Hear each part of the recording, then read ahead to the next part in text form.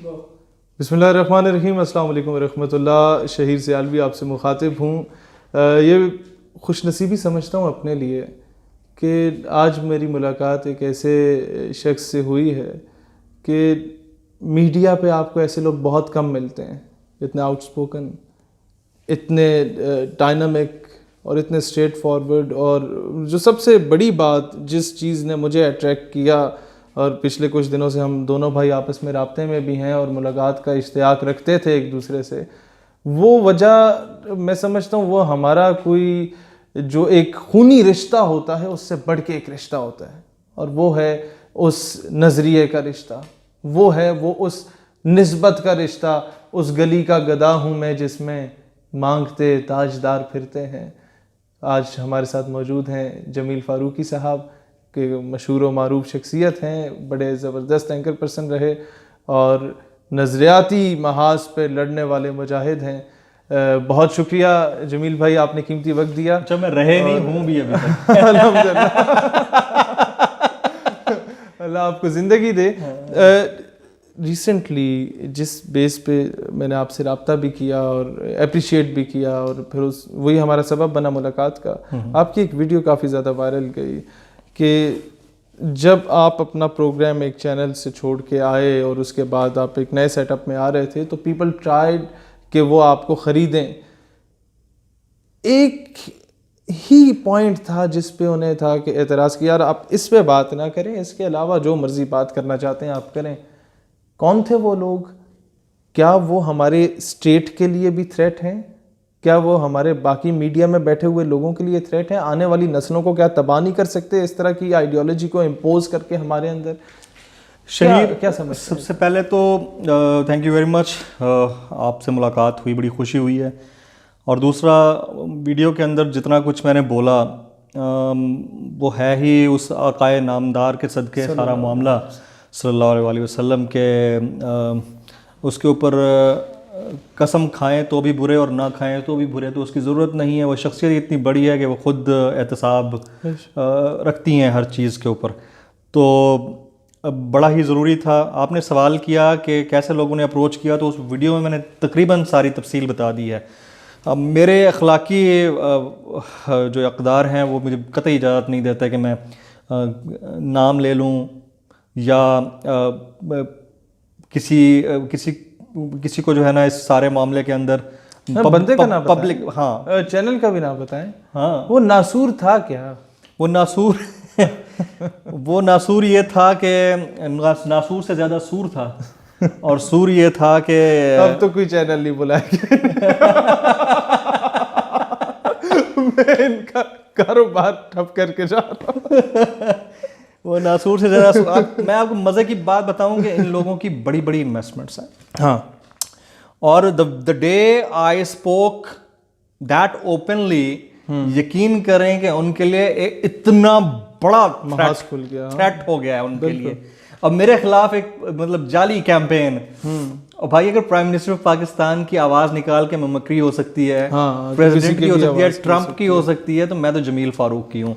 और वो जो वहाँ बैठ के तबर्रा कर रहे हैं और इतनी बड़ी बड़ी 15-15 मिनट्स की वीडियो बना रहे हैं, 20-20 मिनट की, और उसमें कह भी रहे हैं कि जमील फारूकी तुम हो कौन? तो भाई मैं आकाए नामदार का वो उम्मती हूँ जो कहता है कि फ़िदा का उम्मी व अबी या रसूलुल्लाह सल्लल्लाहु अलैहि वसल्लम। तो उम्मती होना ही मेरे माथे के ऊपर जो एक लगा हुआ है ना सजदे का झूमर, वही काफ़ी है। तो ये वो लोग थे शहीद साहब जो जिन्होंने पूरी कोशिश की। एक ही पॉइंट है, सिर्फ एक पॉइंट, कि इस पॉइंट से हट जाओ, बाकी जो जी में आया करना है कर लो, और वो पॉइंट है ख़त्म नबूवत का। और हमारे लिए जिस ख़ानदान से मेरा ताल्लुक़ है और जिस फैमिली बैकग्राउंड को मैं ओन करता हूँ, हमारे लिए कट मर जाना तो प्रेफरेबल है, उस पॉइंट से पीछे हटना इम्पॉसिबल है। सुभान अल्लाह। तो 1.5 साल पहले की ये बात थी। मैंने औरिया साहब के शो से I parted my ways just because के मुझे आगे प्रोपेल करना था। ज़ाहिर है आपका अपना करियर होता है, कोई किसी किस्म के कोई ज़ाती इख्तलाफ नहीं थे, नज़रियाती तो हो ही नहीं सकते। तो कुछ लोगों ने मुझे अप्रोच किया और वो डिटेल्स मैंने बाकायदा स्क्रीनशॉट्स के साथ और ये सब के साथ शेयर की कि ये इस बंदे की कॉल आई है, ये शक्ल देख लें। उन्होंने कंफर्म किया कि हाँ ये बंदा उस टीवी का ओनर है, ठीक है। और फिर मैंने ये भी दिखाया कि देखें ये फ्रेंड रिक्वेस्ट आई हुई है, ये देखें ये कंफर्म मैंने बाद में किया है, पहले मैंने स्क्रीनशॉट ले लिया है कि मैं चेक करूं कौन है ये, ठीक है। मुझे नहीं तो पता, बच्चे हैं ना हमारे पास जनरल जितनी आती हैं फ्रेंड रिक्वेस्ट हम एक्सेप्ट भी करें, फॉलोअर्स भी पता नहीं कितने होंगे ऐसे, हमें तो नहीं पता होता कि कौन क्या है। तो आर्य साहब ने मुझे थपकी भी दी और उन्होंने कहा कि अल्लाह ताला तुम्हें इस्तिकामत दे। और उसमें सिलसिला यही था कि उनकी कोशिश ये थी कि अच्छा इनका तरीका वारदात क्या है, एक तो आपसे बात करेंगे, आप अगर इनकी डगर पे आ गए तो फिर इन्होंने आपको करना है ब्लैकमेल। डगर पे कैसे आएंगे, आपको ऑफर कर दी कि जी आपकी शादियां करा देते हैं, आपको ऑफर कर दी कि आपको पैसा दे देते हैं, आपको नेशनैलिटी दे देते हैं, वो गाड़ियाँ आपको चार्टर्ड प्लेन, नहीं तो बिजनेस क्लास, ये वो व्हाटएवर, ठीक है। तो जब आप उनकी उसमें आते हैं तो आप यकीनन उनसे आप पैसा तो अट्रैक्ट करता है ना दुनिया में बंदों को, खासतौर पर जिनके पास पैसा कहाँ से आता है, मुझे ये नहीं समझ आ रही। जाहिर है कि दुनिया में कुछ लॉबीज़ तो हैं जो कि एंटाई मुस्लिम, खासतौर देखें ये बेसिकली एंटाई मुस्लिम कैंपेन का एक बहुत बड़ा हिस्सा है। तो ख़त्म नबूवत का मामला, उसके ऊपर हमारी बुनियादें हिलती हैं और दुनिया का 1/4 हिस्सा अगर मुसलमानों पर मुश्तमिल है जो ख़त्म नबूवत पे बिलीफ रखते हैं, चाहे उसका ताल्लुक किसी भी मकतबा फ़िक्र से हो, चाहे वो सुन्नी हो, देवबंदी हो, शिया हो, अम्बली हो, कोई हो, वो सब ख़त्म नबूवत के मामले पर एक हैं। एग्जैक्टली, ठीक है। इस मामले के ऊपर अगर आप उनके अंदर घुस के काउंटरफीट बन के उनकी बुनियादें हिलाते हैं तो आपको रिवॉर्ड मिलते हैं और बड़ी बड़ी कुव्वतों से मिलते हैं, तो पैसा वहाँ से आता होगा। बिल्कुल। तो अच्छा, ये जो मैं अभी आपसे पता करना चाहता हूँ, ओवरऑल अगर ये चीज़ देखी जाए, डोंट यू थिंक कि ये पाकिस्तान के सिस्टम में घुस चुके हैं और दीमक की तरह चाट रहे हैं? You are not allowed to speak against America, against Israel on media, but you can speak against Afghanistan, you can speak against Iran, you can speak against Saudia, you can speak against Turkey and any of the Muslim country. ये क्या वजह है कि आज आप मुझसे बेहतर जानते हैं, आप इस सिस्टम में हैं, बंदा अमेरिका के बारे में उल्टी सीधी बात करे, ऐसे लगता है जिस तरह आप पाकिस्तान से गद्दारी कर बैठे हैं। ये क्या वजह है? हमारी जो नेशनल इस्टेब्लिशमेंट होती है ना, हम जैसे तीसरी दुनिया के ममालिक की national establishment, they are directly connected with the international establishment. और इंटरनेशनल इस्टेब्लिशमेंट का मतलब है कि the super power of the world, and that is America, that is Israel and few of the European countries like London, UK, ठीक है। तो उसके साथ कोई भी तीसरी दुनिया का मुल्क टक्कर ले नहीं सकता, कोई भी हो। तो ये सिर्फ आपके साथ नहीं हुआ। I used to work with one of the largest media group of Pakistan in 2007। तो उसके मैं एक प्रोग्राम किया स्पेशल के नाम से, तो उसमें अफ़गानिस्तान का मामला था, तो हम अमेरिका को अच्छा खासा मैंने क्वेश्चंस में रगड़ दिया ना, ठीक ठाक। तो अगले दिन ही मेरी उस चैनल के चेयरमैन यानी ओनर से मीटिंग थी, और वो दुबई से ख़ास तौर पे आए थे लोगों से मिलने के लिए, एम्प्लॉयज़ से मिलने के लिए। तो उन्होंने मुझे कहा, listen Jamil, you are a very good host. उनका स्टाइल यही था, थोड़ा सा मॉडर्न सा, मम्मी डैडी का, you are a very good host, but you know what, we are not anti American TV.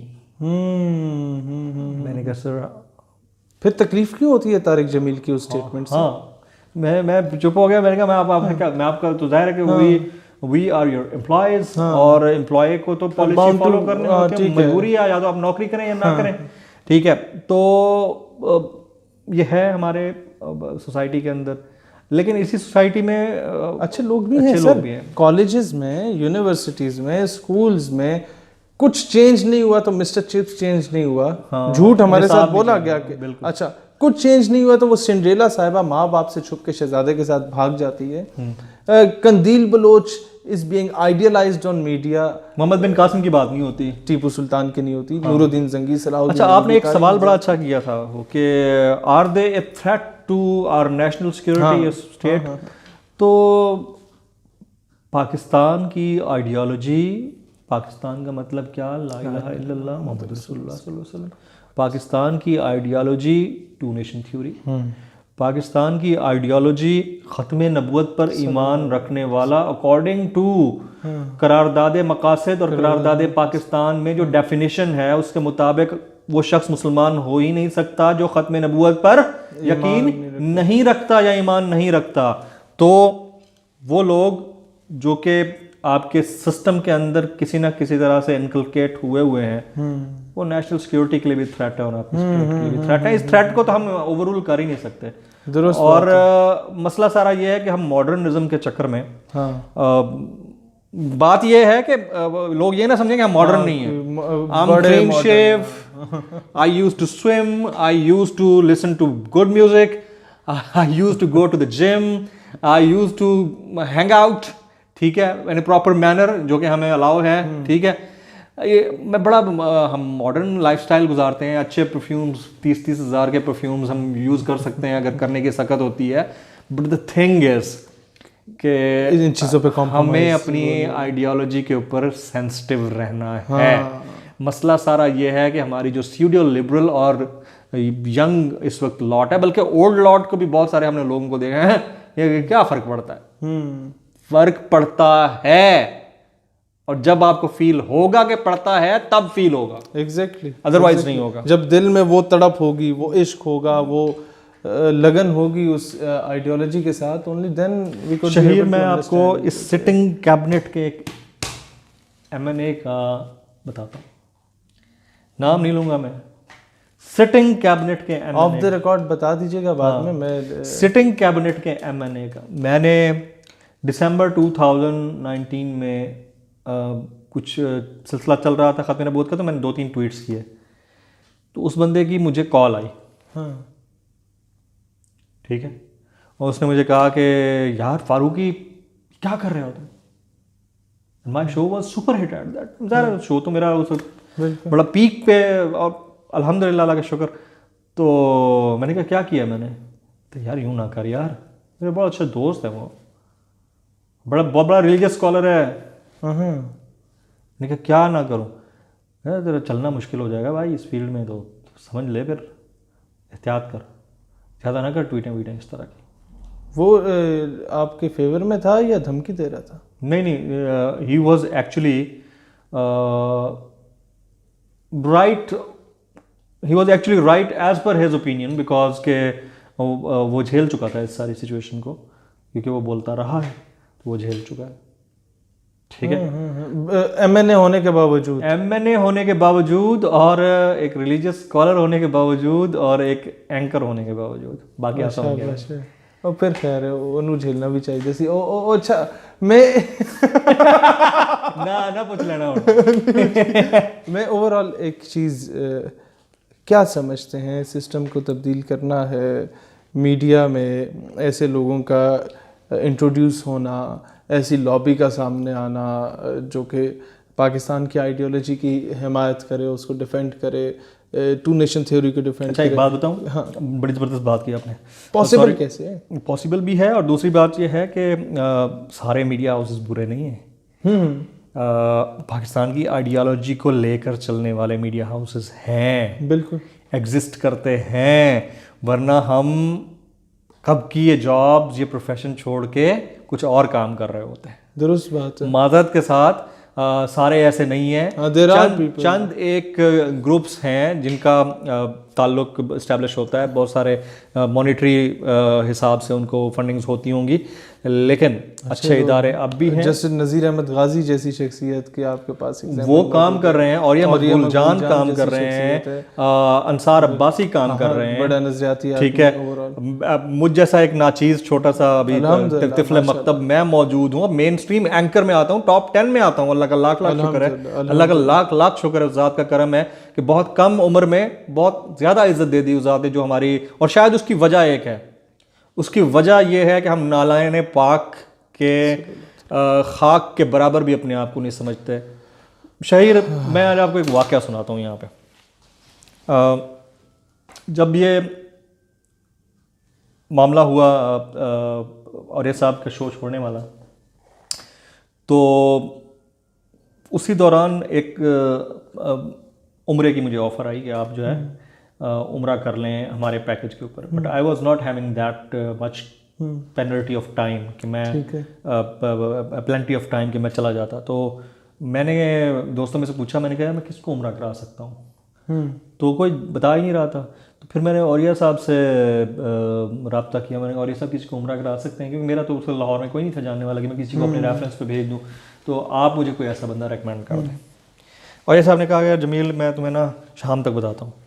तो शाम को औरिया साहब ने मुझे मैसेज कर दिया एक नंबर, मैंने उस नंबर पे कॉल की, बंदे का नाम था यार Mohammad, he was a driver at times with Auriya साहब, उकाड़ा का रहने वाला। तो ये मैं वीडियो उस बंदे को भेजूंगा अभी by the way.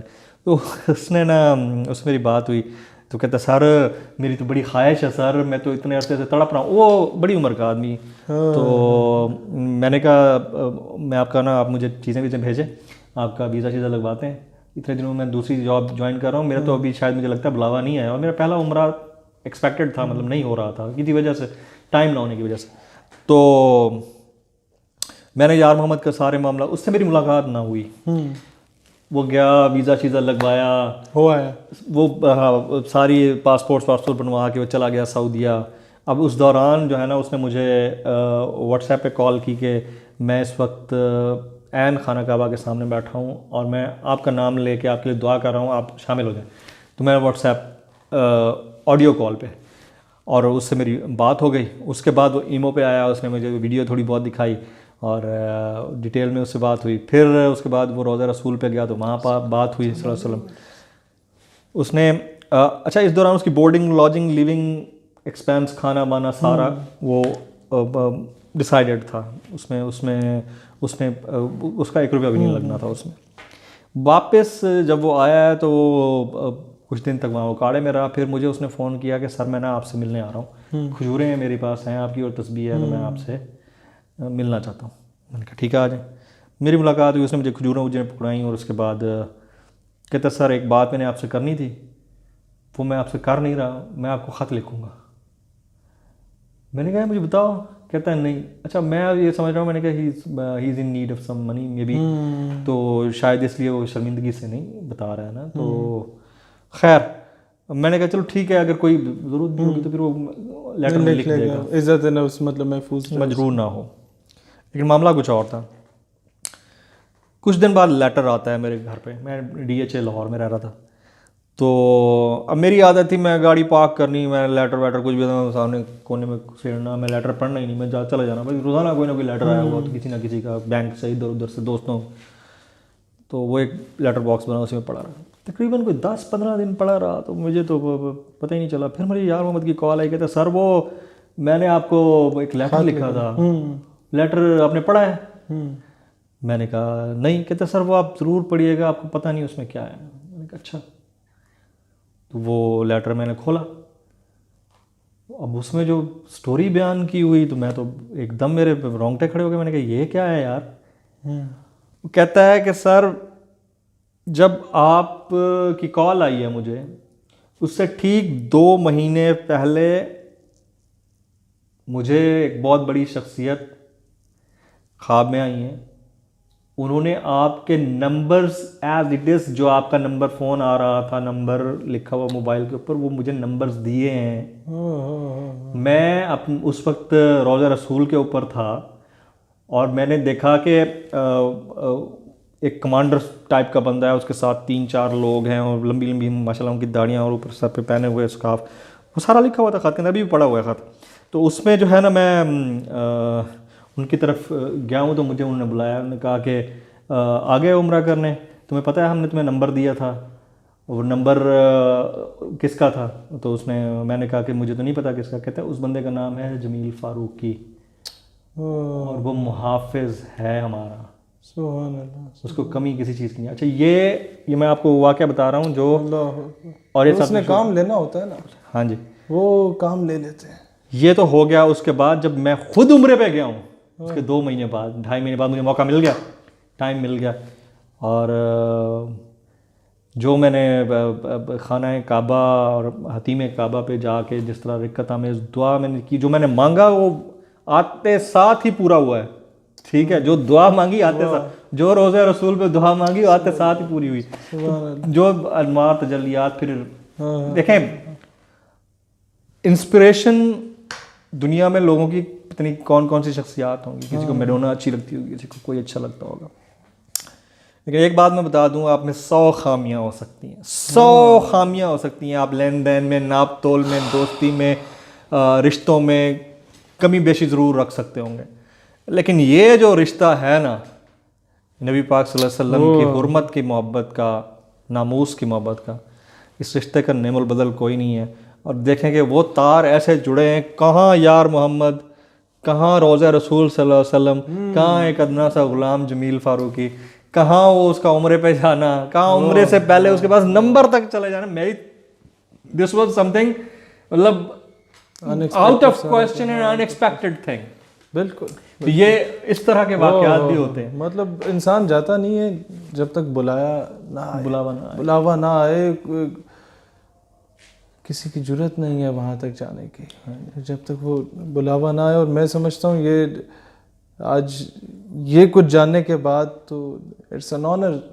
Sir likewise sir, अल्लाह आपसे बहुत काम ले इस्लाम और पाकिस्तान के लिए। आमीन। अल्लाह हम सब को इस काबिल बनाए कि हम लोग, हमारी नस्लें हुजूर अलैहिस्सलाम के नामे नामी इसमें गिरामी और इस वतन अजीज़ पाकिस्तान के लिए इनके मुजाहिद बने और हम ख़त्म नबूवत का दिफा करने के काबिल हों। हमारी हैसियत औकात नहीं है, ना हुजूर इसके मोहताज हैं। हम आएंगे, हम चले जाएंगे, हमारे बाद और आ रहे हैं, 1400 साल से आते रहेंगे। हम मोहताज हैं। हमारी इज्जत, हमारी शोहरतें, हमारा सब कुछ अगर कुछ है हुजूर के सदके, वरना गम आशिकी से पहले मुझे कौन जानता था। Thank you very much Jamil भाई, अल्लाह आपको सलामत रखे।